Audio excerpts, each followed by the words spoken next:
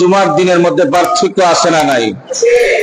আজকের দিনে সব মুসলমান মোমেন যারা মসজিদে যারা প্রবেশ করেছে প্রত্যেকেই এক ফোঁটা পানি পর্যন্ত পান করে না এবং সন্ধ্যা পর্যন্ত করবে না। কথা কোন ঠিক কিনা? এটা হচ্ছে আল্লাহর বিধান। এই যে পানি পান করে না এক ফোঁটা, প্রচন্ড রোদ্রের ভিতরে তাপদাহের ভিতরে মানুষ এক ফোঁটা পানি পান করে না, কলিজাটা শুকায়া যায়, কষ্ট হয়। আর এই কষ্টের জন্য আল্লাহ বলেন ইবাদতের মধ্যে আরো যত ইবাদত রয়েছে, নামাজ, তসবিহ তাহলিল, তিলাওয়াত, জিকির আজগার, হজ, যাকাত, সদকা, আল্লাহ সুবহানাহু ওয়া তাআলা ফেরেশতা দিয়া বান্দা বান্দির আমলনামার মধ্যে সব লিপিবদ্ধ করেন। আর রমজানের ব্যাপারে আল্লাহ বলেন এটা কোনো ফেরেশতা দিয়া দেব না, এটা এমন একটা ইবাদত যে ইবাদতে আমি খুশি হইয়া আমি আল্লাহ নিজ কুদরতি হাতে বান্দা বান্দিরে দান করব। আল্লাহর নবী বলেন, নবীজি হাদিসে কুদসির মধ্যে আল্লাহ রাব্বুল আলামিন বলেন as-সাওমু লি ওয়া আনা আজজি বিহি। আল্লাহ রাব্বুল আলামিন বলেন সিয়াম আমার জন্য, রোজা আমার জন্য, আর এর প্রতিদান আমি আল্লাহ ফেরেশতা দিয়ে দিব না, এর প্রতিদান আমি আল্লাহ সুবহানাহু ওয়া তাআলা নিজ কুদরতি হাত দিয়ে দিব। জোরে বলেন সুবহানাল্লাহ। হাশরের মাঠে জান্নাতীদেরকে, রোজাদারদেরকে আল্লাহ ডাক দিবেন, ও রোজাদারেরা। সমস্ত সিয়াম সাধনাকারী মানুষগুলি দাঁড়ায় যাবে আল্লাহর দরবারে। দাঁড়ানোর পরে আল্লাহর দিদার ওই বান্দা বান্দিগুলির নসিব হবে। সুবহানাল্লাহ। স্বয়ং আল্লাহর সামনে দাঁড়াবে। আল্লাহ রাব্বুল আলামিন জিজ্ঞাসা করবে তোমরা দুনিয়াতে কেন রোজা রাখছো? কারণ আল্লাহ তাআলা কোরআনে কারীমের ভিতরে জানায়া দিয়েছেন কুল ইন্না সলাতি ওয়া নুসুকি ওয়া মাহইয়ায়া ওয়া মামাতি লিল্লাহি রাব্বিল আলামিন। হে নবী আপনি জানায়া দিন আমার বান্দা বান্দিরে দুনিয়ার মধ্যে নামাজ, রোজা, তসবিহ তাহলিল, জিকির আজগার, ইবাদত, হায়াত, মউত একজনের, কার? আল্লাহর। কার জন্য? ইন্না সলাতি ওয়া নুসুকি ওয়া মাহইয়ায়া ওয়া মামাতি।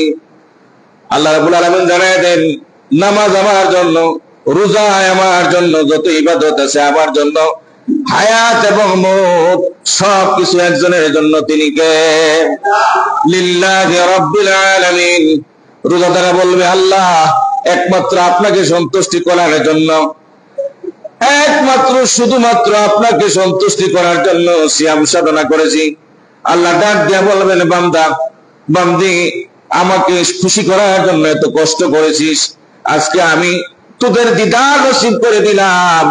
আর আজকে তোদের সবচাইতে বড় যে পাওনা সেটা হচ্ছে জান্নাতুল ফেরদাউস। সুবহানাল্লাহ। আল্লাহ রাব্বুল আলামিন হাশরের মাঠে যারা রোজা রাখতেছে, যারা সিয়াম সাধনা করতেছে, এক মাস যারা কষ্ট করবে, 11 মাস দিনের বেলা আমরা কত কিছু খাই, ভাত খাই, রুটি খাই, গোশত খাই, চা পান, কত কিছু খাই, ঠিক না বেটি? 11 মাস আমরা দিনের বেলা কত কিছু পান করি, কিন্তু এক মাস দিনের বেলা যদি 1 লক্ষ টাকা দেওয়া হয়, 1 কোটি টাকা দেওয়া হয়, এরপরও বান্দা ঈমান বিক্রি করবে না। কথা কোন ঠিক কিনা? এজন্য আল্লাহ রাব্বুল আলামিন ডাক দিয়া বলবে ও আমার রোজাদার বান্দারা, ও আমার রোজাদার বান্দিরা, দুনিয়াতে এত কষ্ট করে একটা মাস সিয়াম সাধনা করেছো, আজকে তোমাদের জন্য স্পেশাল একটা দরজা আছে, স্পেশাল একটা গেট আছে, যেই গেটের নাম হচ্ছে রায়্যান। রায়্যান মানে হচ্ছে যারা রোজাদার তাদের জন্য স্পেশাল একটা নিরাপত্তার গেট থাকবে। ওই গেট দিয়া আল্লাহর জান্নাতের মধ্যে শুধুমাত্র রোজাদাররা প্রবেশ করবে, আর কেউ প্রবেশ করতে পারবে না। বলেন সুবহানাল্লাহ। রায়্যান নামক একটা গেট থাকবে, একটা দরজা থাকবে। ওই দরজা দিয়ে ভিআইপির মতো রোজাদারেরা প্রবেশ করবে, অন্য মানুষগুলি ওই দরজা দিয়ে প্রবেশ করা সম্ভব হবে না। আপনারা দেখছেন শাহজালাল আন্তর্জাতিক বিমানবন্দরে ভিআইপি লাউঞ্জ আছে, গেট আছে, আছে না নাই? ভিআইপি দিয়া মন্ত্রীরা প্রবেশ করে, দেশের বড় বড় উচ্চ পর্যায়ে মর্যাদা যারা ব্যক্তি আছেন, রাষ্ট্রের বড় বড় ক্ষমতাধর যারা আছেন, শিল্পপতিরা যারা আছেন, যারা বড় বড় চাকরি করেন, তাদের তো ভিআইপি লাউঞ্জ আছে, গেট আছে, তাদের তেমন একটা চেকপোস্ট হয় না। আপনার আমার মতো মানুষ গেলে কত চেক আছে, কত জায়গায় চেকিং করা হয়, কিন্তু তাদেরকে চেক দেওয়া হয় না। যারা চেক দিবে তারাই নিরাপত্তা দিয়ে তাকে পার করে দেয়। কথা কোন ঠিক কিনা? আমাদেরকে যারা চেক দেয়, আবার তাদেরকে তারা নিরাপত্তা দিয়ে তাদের সহযোগিতা করে, তাদেরকে সাহায্য করে, তাদেরকে গেট পাস দেয়। কথা কোন ঠিক কিনা? যখন মানুষ ঢুকবে, জান্নাতীরা যখন ঢুকবে, রাইয়ান নামক ওই দরজা দিয়ে যখন ঢুকবে, আল্লাহর ফেরেশতারা সাধুবাদ জানায়, স্বাগতম জানায়, আল্লাহ পক্ষ থেকে ওয়েলকাম জানায় আল্লাহর জান্নাতের ভিতরে প্রবেশ করে দিবে। কোন চেকপোস্ট নাই। করবে সুবে সাদের থেকে সূর্যাস্ত পর্যন্ত এক ফোঁটা পানি পান করবে না। ওই বান্দাগুলির জন্য, ওই বান্দিগুলির জন্য স্পেশাল গেট আল্লাহ তাআলা ওপেন করে দিবেন। আর এই গেট দিয়া আল্লাহর বান্দা বান্দিরা জান্নাতুল ফেরদাউসের ভিতরে ঢুকবে। বন্ধুরা রে, তাহলে ওই রোজা এমনি ভাবে রাখার দরকার আছে না নাই? রোজা শুধুমাত্র মৌখিক ভাবে উপাস থাকার নাম রোজা নয়। রোজার প্রত্যেকটা ধাপ আছে। হাতে রোজা আছে, চোখের রোজা আছে, মুখের রোজা আছে, পায়ের রোজা আছে। প্রত্যেকটা অঙ্গ প্রত্যঙ্গের নাম হচ্ছে রোজা। রোজা ফার্সি শব্দ, আরবিতে বলে সিয়াম, বাংলায় বলে বিরত থাকা। বাংলায় বলে বিরত থাকা। বাংলা অর্থ কি? বিরত থাকা। হাত হচ্ছে সমস্ত পাপাচার থেকে, হাতের যত অন্যায় কাজ আছে, হাতের দ্বারা যত পাপ কাজ আছে, এই কাজ থেকে বিরত থাকা হচ্ছে হাতের রোজা। রমজান মাসে অফিস আদালতে হাত দিয়ে ঘুষের লেনদেন হয় কি হয় না?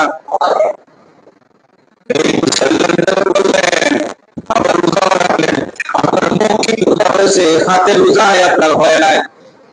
আবার অনেক মানুষ আছে যাদেরকে আল্লাহ তাআলা ক্ষমতা দিয়েছে, এই হাতের দ্বারা দুর্বল মানুষের উপরে জুলুম চালায়। এরকম সমাজে মানুষ আছে না নাই? যাদের হাত দিয়া অসহায় মানুষের উপরে জুলুম করা হয়, হাত দিয়া মানুষের উপরে টর্চার করা হয়, আল্লাহ রাব্বুল আলামিন তার এই হাতের রোজা আল্লাহ কবুল করবে না। কিয়ামতের ময়দানে যেদিন হাসরবাসীদেরকে আল্লাহ ডাক দিয়া বলবেন, রোজাদারেরা দাঁড়াও, দাঁড়ানো হবে। যে ব্যক্তি রোজা রাখছে সেও দাঁড়াবে। দাঁড়ানোর পরে বলবে, আয় আল্লাহ, আপনাকে সন্তুষ্টির জন্য রোজা রাখছি। হাত সাক্ষী দিবে রব্বুল আলামিন। কারণ হাসরের মাঠে বান্দার জবান বন্ধ হয়ে যাবে, আর আল্লাহ তাআলা হাতের জবান খুলে দিবেন, পায়ের জবান খুলে দিবেন, চোখের জবান খুলে দিবেন, নাকের জবান খুলে দিবেন, কানের জবান খুলে দিবেন, বিবেকের জবান খুলে দিবেন। মুখটা বন্ধ থাকবে, অঙ্গ প্রত্যঙ্গ গুলির জবান যিনি খুলে দিবেন তিনি কে? আল্লাহ পাক প্রত্যেকটা জবান আল্লাহ খুলে দিবেন। হাত দাঁড়ায় বলবে, রব্বুল আলামিন, আমি আপনার বান্দার বিপক্ষে সাক্ষী দিতেছি, রোজা রাখছে ঠিক, কিন্তু এই হাত দিয়ে সে ঘুষের টাকা লেনদেন করেছে, সুদের টাকা লেনদেন করেছে। আর এই হাত দিয়া তাকে আল্লাহ আপনি ক্ষমতা দিয়েছিলেন, তাকে শক্তি দিয়েছিলেন, শক্তির প্রয়োগ দেখায়া আল্লাহ তাআলা দুর্বলের উপরে সে শাসিত করেছে, দুর্বলের উপরে জুলুম করেছে, দুর্বলকে সে এই হাত দিয়ে আঘাত করেছে। সুতরাং হাতের রোজা সে সঠিকভাবে আদায় করে নাই। রব্বুল আলামিন আজকে আমি তার বিপক্ষে সাক্ষী দিলাম। ধরে বলেন নাউযুবিল্লাহ। রব্বুল আলামিন আপনার বান্দা রোজা রাখছে, রোজা অর্থ হচ্ছে বিরত থাকা। যত বাদ্যযন্ত্র আছে, যত গান বাজনা আছে, যত অশ্লীল বাক্য এগুলি আছে, এগুলিতে বিরত রাখার নাম হচ্ছে কানের রোজা। জোরে বলেন আল্লাহু আকবার। কানের রোজা বুঝতে পারছেন তো? কানের রোজা হচ্ছে যত প্রকারের খারাপ জিনিস আছে, বাদ্যযন্ত্র আছে, গান বাদ্য আছে, এগুলি থেকে বিরত থাকার নাম হচ্ছে কানের রোজা।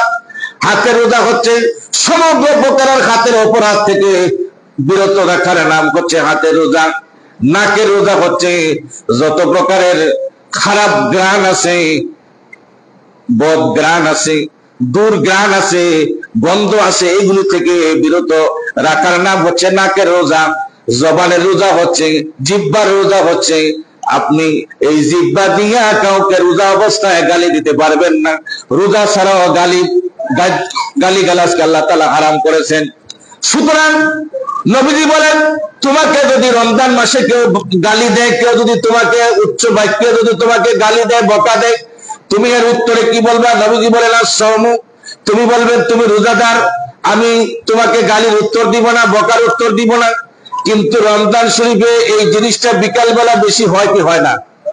কারণ মানুষের মেজাজ এই সময় গরম হয়ে যায়, সারাদিন উপাস থাকার পরে মেজাজটা একদম কিটকিটে হয়ে যায়, ভালো কথাই সহ্য হয় না। এরকম কিছু মানুষ আসে না নাই? আর একটু খারাপ হইলে তো একবারে দিন দিস, মানে মুখ দিয়ে যা আছে জ্বর ছুটাইতেছে, যা আছে জ্বর ছুটাইতেছে। জবান হাসরের মাঠে বলবে, আল্লাহ আমার জবানের রোজা তার হয় নাই। কেন হয় নাই?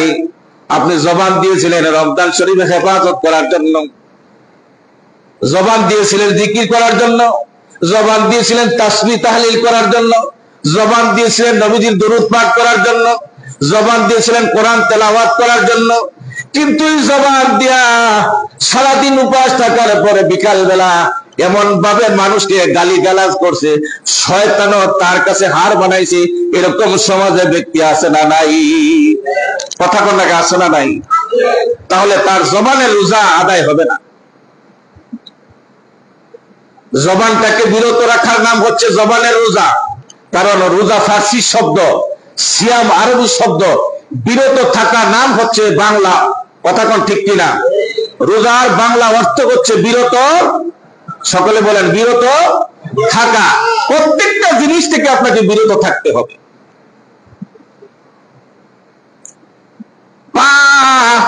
কিয়ামতের ময়দানে পায়ের রোজাও আছে। কোন আল্লাহু আকবার। পায়ের আবার রোজা কি? পা দিয়ে আমরা হাঁটাচলা করি, পা দিয়ে আমরা এক জায়গা থেকে আরেক জায়গায় যাই, এটা আবার রোজা কি? কিয়ামতের দিন পা তার বিরুদ্ধে নালিশ করবে, বলবে রব্বুল আলামিন পা দিয়েছিলেন মসজিদে যাওয়ার জন্য, পা দিয়েছিলেন কর্মক্ষেত্রে যাওয়ার জন্য, পা দিয়েছিলেন ভালো কাজের জন্য ব্যবহার করার জন্য, পা দিয়েছিলেন নেক আমলের জন্য, হেঁটে গিয়ে সব অর্জন করার জন্য আপনি পা দিয়েছিলেন। রব্বুল আলামিন এই পা দিয়ে সে বাদ্যযন্ত্রের গানের দিকে গিয়েছে, নানান অপকর্মের দিকে গিয়েছে, খারাপ কাজের দিকে গিয়েছে। রব্বুল আলামিনের রোজা রাখছে কিন্তু ঠিক, কিন্তু আমার পায়ের রোজার বিরত রাখা তার দ্বারা হয় নাই। সুতরাং আমি নালিশ করতেছি তার রোজা পরিপূর্ণ হয় নাই। জোরে বলেন আল্লাহু আকবার। বন্ধুরা, আল্লাহ রাব্বুল আলামিন সিয়াম সাধনার মাসকে তাকওয়ার মাস বলেছেন। ইয়া আইয়ুহাল্লাযীনা আমানু কুতিবা আলাইকুমুস সিয়াম কামা কুতিবা আলাল লাযীনা মিন ক্বাবলিকুম লাআল্লাকুম তাত্তাকুন। আল্লাহ পাক ডাক দিয়া বলেন, ও মুমিন বান্দারা, ও মুমিন বান্দিরা, তোমরা শোনো, ঈমানদারেরা তোমরা শোনো, রমজান মাসের রোজা তোমাদের উপর ফরজ করেছি। বিগত দিনেও ছিল ফরজ, এখনো এটা ফরজ আছে, ভবিষ্যতে কিয়ামত পর্যন্ত ফরজ থাকবে। এটা দিয়া, এই রোজা দিয়া, এই সিয়াম দিয়া আমি আল্লাহর একদম নিকটবর্তী হতে পারবে। জোরে বলেন সুবহানাল্লাহ। লাআল্লাকুম তাত্তাকুন, তুমি পরহেজগার হতে পারবে, খোদা বের হতে পারবে, আল্লাহ বের হতে পারবে। কিন্তু কেমনি হবে? প্রত্যেকটা অঙ্গ প্রত্যঙ্গকে, প্রত্যেকটা খারাপ কাজ থেকে বিরত রাখার নাম হচ্ছে রোজা। ঠিক কিনা? প্রত্যেকটা অঙ্গ প্রত্যঙ্গকে আপনাকে হেফাজত করতে হবে, বিরত রাখতে হবে। যেহেতু রোজা অর্থই হচ্ছে বিরত থাকা, সিয়াম শব্দের অর্থই হচ্ছে বিরত থাকা। অনেক ভাইরা আছে বিকাল বেলা কেউ সাথে যদি ঝগড়া নাও করতে পারে, শেষ পর্যন্ত বউয়ের সাথে গিয়ে ঝগড়া করে। এরকম সমাজে কিছু মানুষ আছে না নাই? ইফতারের সময় একটু লবণ বেশি হয়ে গেলে বকাবাদের আর অভাব নাই, একটু কম হইলেও অভাব নাই। এরকম আছে না নাই? কিন্তু আপনি রোজা রাখছেন, কিন্তু আপনার স্ত্রীও তো রোজা রাখছে। কথা কন ঠিক কিনা? আপনার রোজার যে মূল্য, আপনার স্ত্রীর রোজার সমান মূল্য না। এখানে কোনো বৈষম্য আছে? কথা কন নাকি? এখানে কোনো বৈষম্য আছে যে আমি রোজা রাখলে 1000 সওয়াব হবে, আমার স্ত্রী রোজা রাখলে 500 সওয়াব হবে? এরকম কোনো বৈষম্য আছে? কথা কন নাকি? আছে না। আপনাকে যেই পরিমাণ সওয়াব দেওয়া হবে, আপনাকে যে বলা হয়েছে রাইয়ান নামক দরজা দিয়া, স্পেশাল গেট দিয়ে আপনাকে প্রবেশ করার অনুমতি দিবে আল্লাহ সুবহানাহু ওয়া তাআলা। সুতরাং আপনার স্ত্রী সহি শুদ্ধভাবে যখন রোজা রাখবে, সিয়াম সাধনা করবে, মহিলাদেরকে আল্লাহ তাআলা ওই রাইয়ান নামক দরজা দিয়ে জান্নাতে প্রবেশ করার সুযোগ দিবেন। সুবহানাল্লাহ। দেখানো কোনো বৈষম্য আছে? কোনো বৈষম্য নাই, ইবাদতের ক্ষেত্রে কোনো বৈষম্য নাই। সুতরাং লাআল্লাকুম তাত্তাকুন, পরহেজগার হতে হলে জবানকে আপনাকে হেফাজত করতে হবে। নবীজি বলেন, তোমাকে কেউ গালি দিচ্ছে, তুমি গালির উত্তর দিবা না, তুমি বলবা আমি রোজাদার, আমি সিয়াম সাধনা। হযরতে মরিয়ম রাদিয়াল্লাহু তাআলা আনহু, হযরতে ঈসা আলাইহিস সালামের মা, আপনারা নাম শুনছেন, ঈসা নবীর মা হযরতে মরিয়ম। ঈসা নবী হচ্ছেন আমাদের নবীর পূর্বের নবী, যার উপরে আল্লাহ তাআলার শ্রেষ্ঠ কিতাবের মধ্যে একটা কিতাব নাযিল হয়েছে, ইনজিল কিতাব। তার মা, তিনি ছিলেন বাইতুল মুকাদ্দাসের খাদেম ছিলেন, যেটা বাইতুল মুকাদ্দাস ফিলিস্তিনে, যেটা এখন বর্তমানে ইসরায়েল দখল করার জন্য চেষ্টা করতেছে, ওই বাইতুল মুকাদ্দাসের খাদেম ছিলেন হযরতে মরিয়ম আলাইহিস সালাম।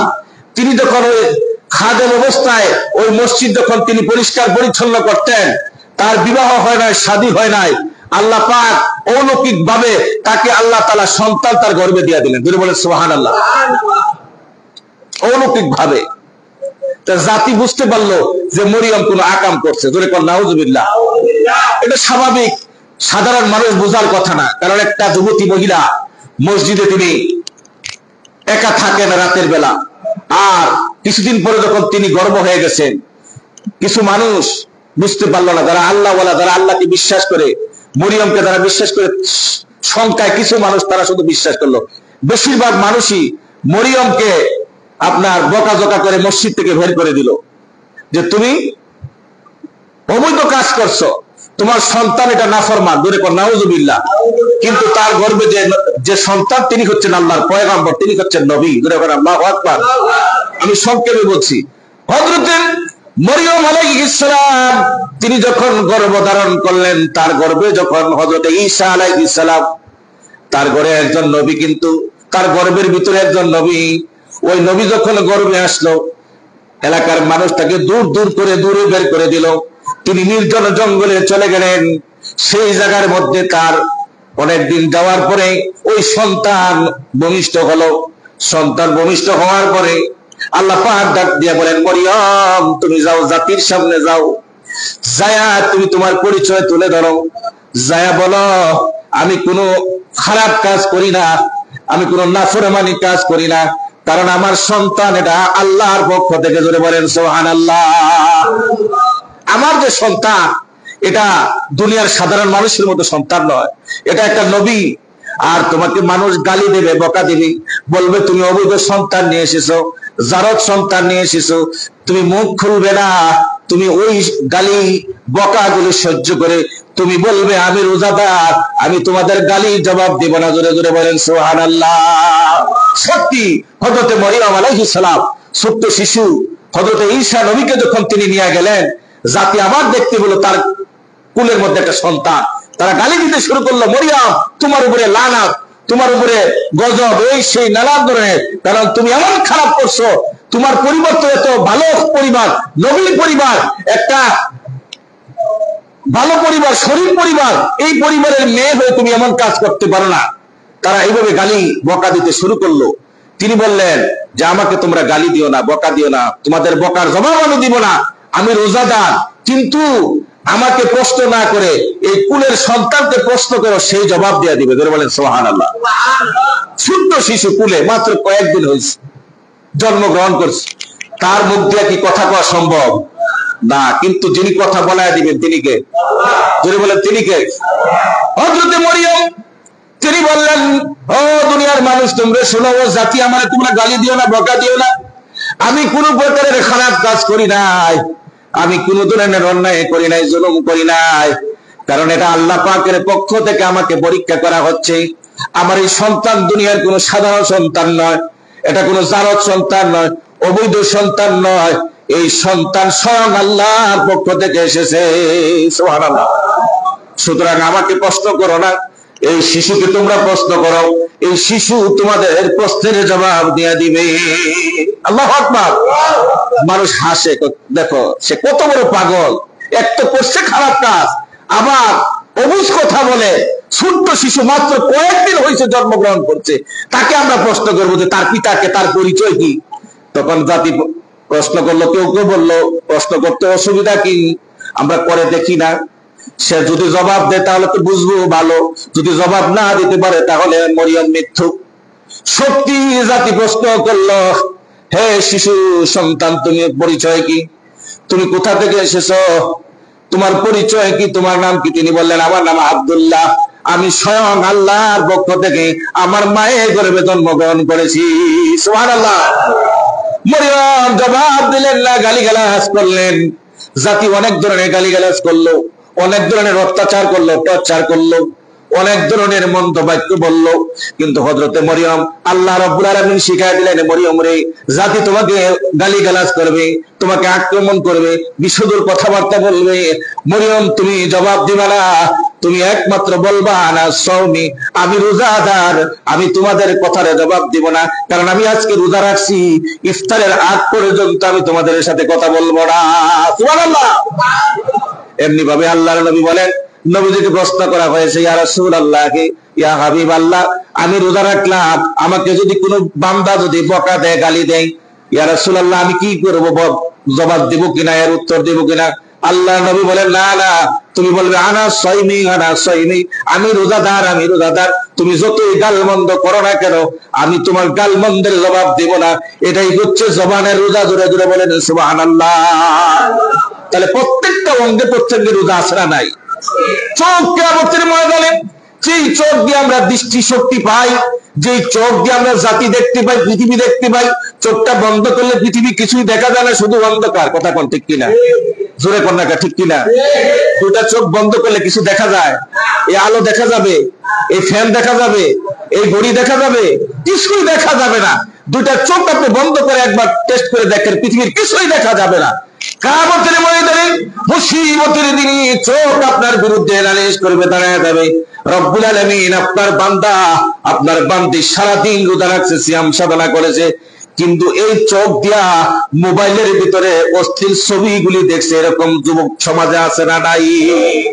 কথা কোন নাকি, আছে না নাই? আছে।